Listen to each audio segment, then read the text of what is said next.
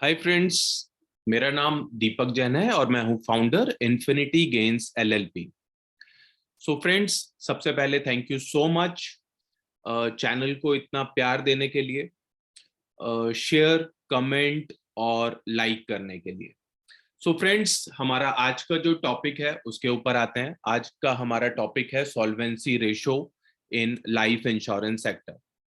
तो फ्रेंड्स, जब भी हम लोग लाइफ इंश्योरेंस पॉलिसी लेने के बारे में बात करते हैं या हम ये सोचते हैं कि यार हमें एक लाइफ इंश्योरेंस पॉलिसी लेनी चाहिए, तो यूजुअली हम लोग या तो ब्रांड देखते हैं या हम लोग ये देखते हैं कि मेरे फ्रेंड या रिलेटिव ने ये नाम सजेस्ट किया है तो मुझे वो वाली लाइफ इंश्योरेंस पॉलिसी ले लेनी चाहिए।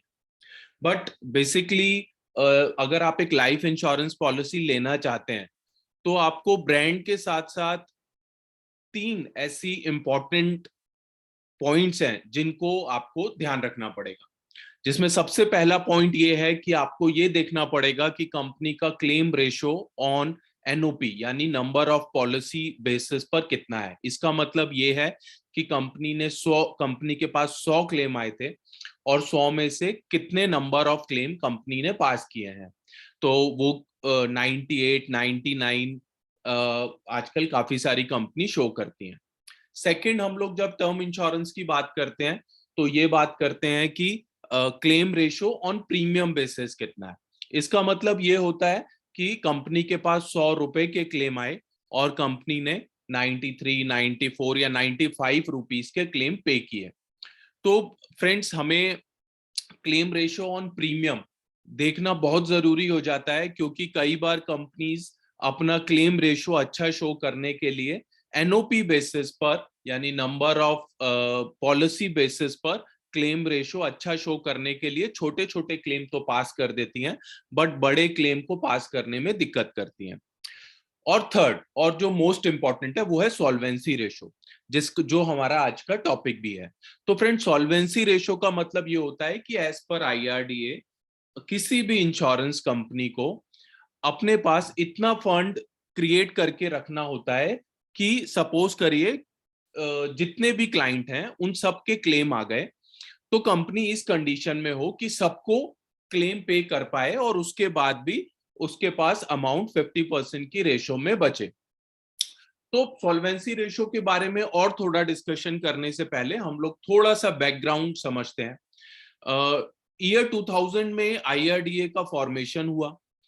उसके बाद से लाइफ इंश्योरेंस, जनरल इंश्योरेंस और हेल्थ इंश्योरेंस सेक्टर, आज इंडिया में तीन कैटेगरी के अंदर इंश्योरेंस सेक्टर डिवाइड है, जिसमें से जो फर्स्ट सेक्टर आता है वो आता है life insurance sector. Currently India के अंदर 24 लाइफ इंश्योरेंस कंपनीज काम करती हैं, जिसमें कि 23 प्राइवेट सेक्टर कंपनीज हैं और एक एलआईसी है जो कि पब्लिक सेक्टर कंपनी है। तो total 24 insurance companies, life insurance company आज की डेट में इंडिया में काम करती हैं। और एज पर आईआरडीए ये सभी लाइफ इंश्योरेंस कंपनीज के लिए मैंडेटरी है सॉल्वेंसी रेशो की कंडीशन को मेंटेन रखना।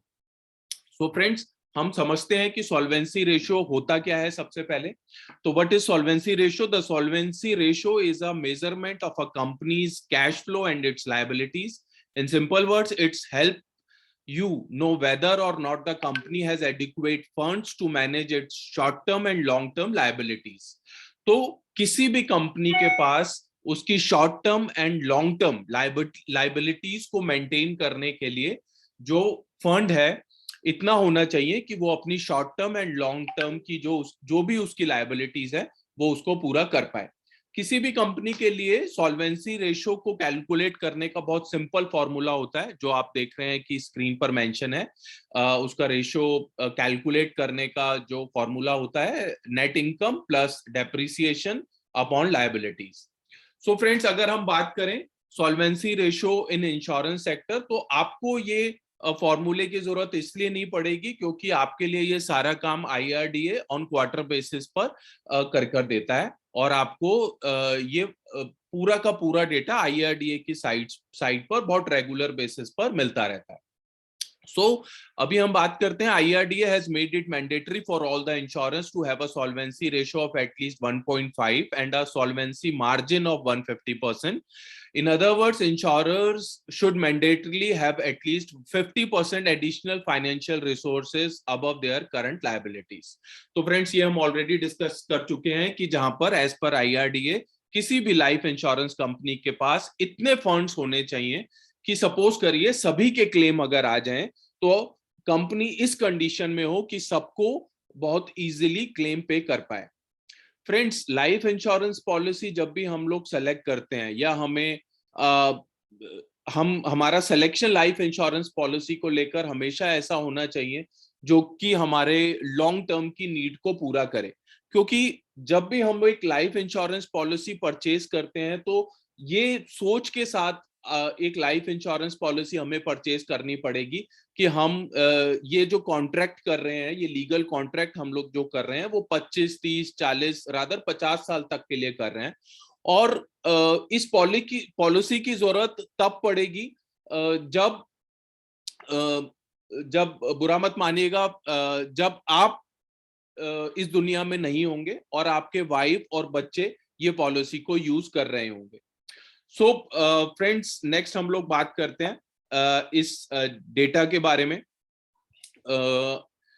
आप अपनी स्क्रीन पर ये डेटा देख पा रहे हैं। 24 लाइफ इंश्योरेंस कंपनीज हैं जिनका क्वार्टरली बेसिस पर सॉल्वेंसी रेशो आपके सामने शो हो रहा है। इसमें मार्च 2019, अब जून 2019, सितंबर 2019, दिसंबर 2019 तक का, मार्च 2020 और एंड में अगर आप लास्ट देखेंगे तो लास्ट डेटा जो अवेलेबल है वो मार्च 2021 तक का डेटा अवेलेबल है। सहारा इंडिया लाइफ इंश्योरेंस कंपनी का सॉल्वेंसी रेशो अगर आप देखेंगे तो है 9.26%। Bajaj Alliance life insurance company limited का डेटा है 6.66%। Primerica Life Insurance Company Limited 4.42%. Then Canara, HSBC, Kotak Mahindra Life Insurance, Reliance, Nippon, Egon Life Insurance, Aviva Life Insurance की बात करें तो 2.24%. Then ICI Prudential की बात करें तो 2.17%. Then Tata AIA Life Insurance Company Limited की बात करें तो 2.04%. देन मैक्स लाइफ इंश्योरेंस का जो सॉल्वेंसी रेशो है वो है 2.02%। Then Bharatiya AXA life insurance company limited का जो सॉल्वेंसी रेशो है वो है 1.78%। And life insurance corporation of India यानी LIC का जो रेशो है वो है 1.76%।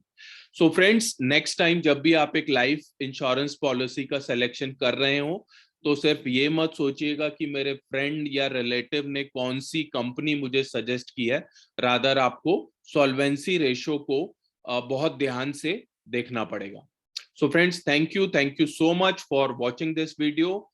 Thank you.